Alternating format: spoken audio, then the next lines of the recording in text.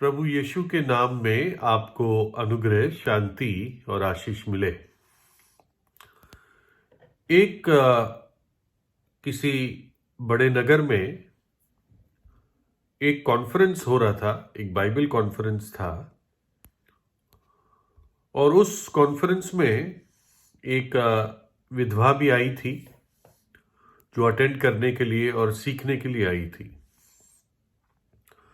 और उस दिन के मीटिंग के बाद उस विधवा ने, जो वहाँ पर और परमेश्वर के दास आए थे, उनसे बात करके बताया कि उसके यहाँ एक ऐसा किराएदार रहता है, जवान व्यक्ति है, और वो घंटों घंटों बाइबल पढ़ता रहता है अकेले में ही।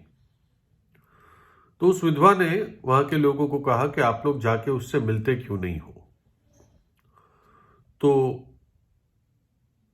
उनमें से लोग गए कुछ उसको मिलने और उसके बारे में पूछा, उससे बातचीत की, और उनको ये एहसास हुआ कि ये एक गंभीर प्रभु यीशु से प्रेम करने वाला व्यक्ति है।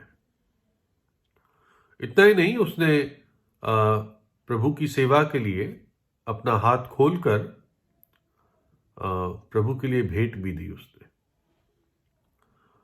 और इससे उनको बड़ा ताज्जुब हुआ, उसकी भक्ति को देखकर, उसकी उदारता को देखकर।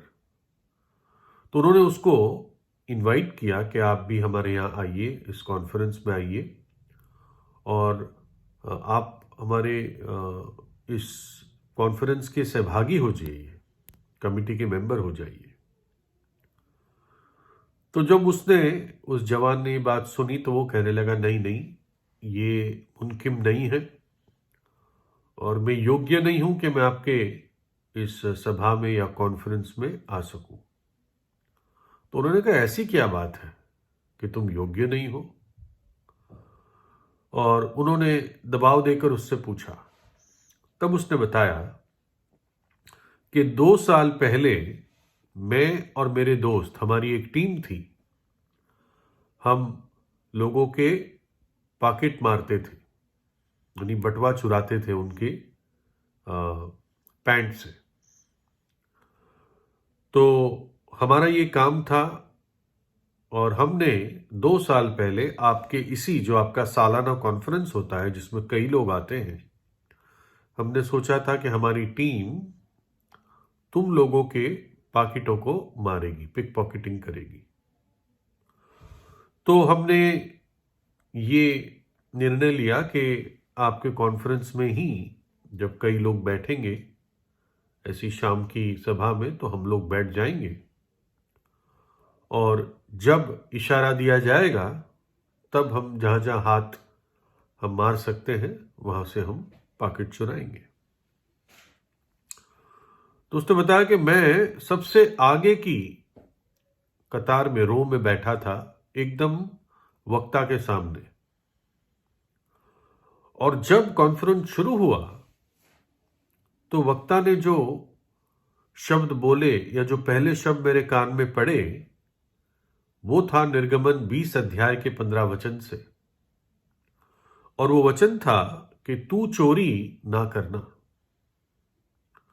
और जैसे मैंने ये शब्द सुने तो मेरे दिल में एक तीर आर पार छेद दिया,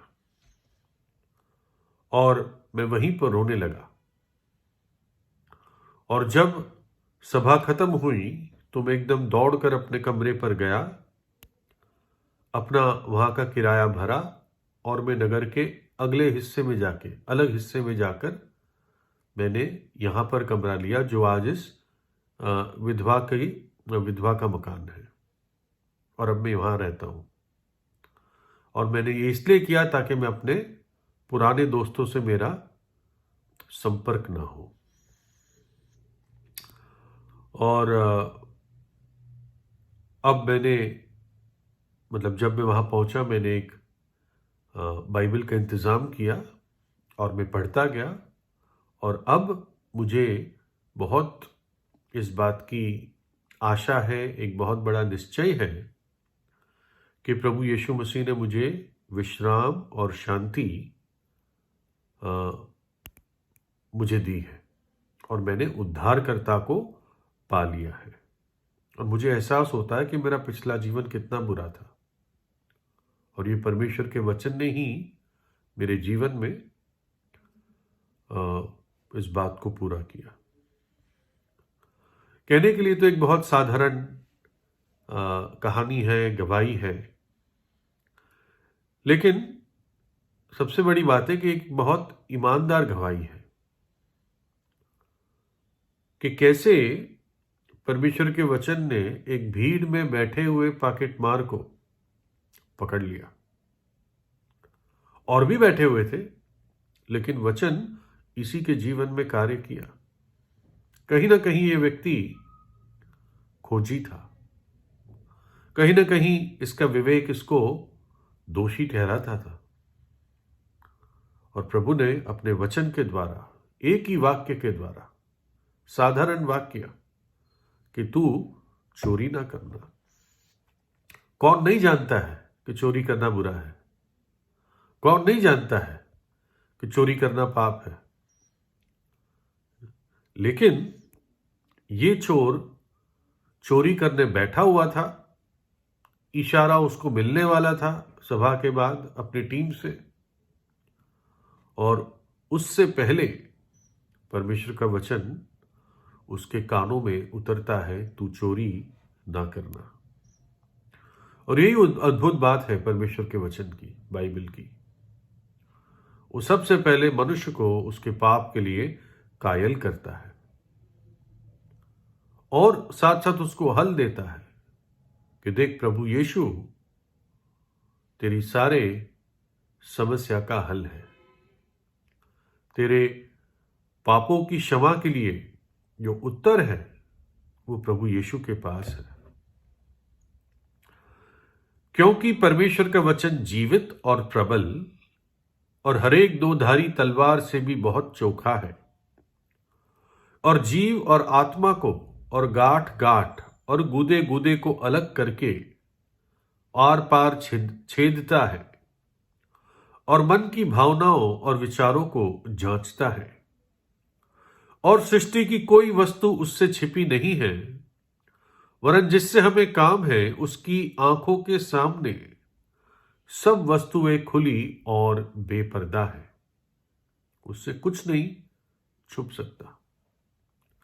जब प्रभु यीशु मसीह कलवरी के क्रूस पर लटकाए गए 3 कीलों के जरिए, तो उसके दाएं और बाएं भी 2 और मुजरिम थे जो डाकू थे,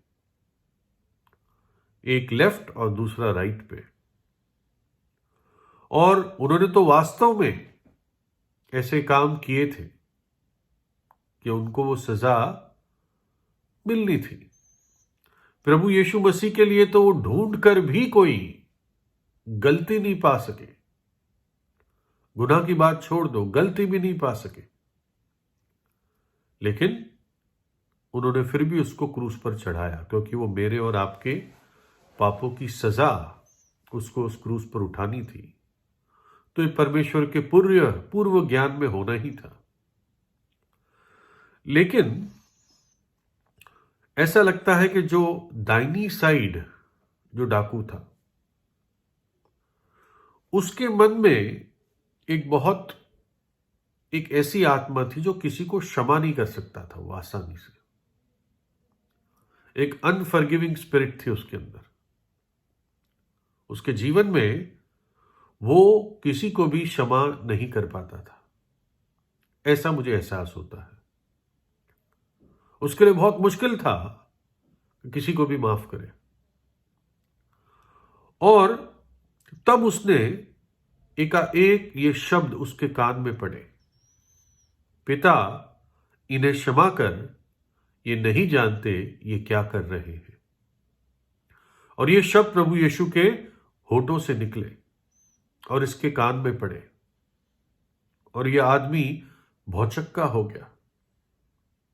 इसने कभी ऐसा नहीं सुना था कि इस पर इतना अत्याचार ये कर रहे हैं लेकिन फिर भी ये इनकी क्षमा के लिए प्रार्थना कर रहा है। और तभी इस डाकू के अंदर भारी परिवर्तन आया। मानो के अंधेरे में बहुत भयंकर रोशनी उसी समय पड़ गई उसके अंधेरे हृदय में, और उसने पहचान लिया कि यही परमेश्वर का पुत्र है, यही मनुष्य जाति का सच्चा मसीहा है, यही जगत का उद्धार करता है और आने वाला राजा है। तो डाकू ने क्रूस पर ही अपनी जगह से ही लटकते लटकते प्रभु यीशु से प्रार्थना की कि प्रभु, जब तू अपने राज्य में आए तो मुझे स्मरण रखना।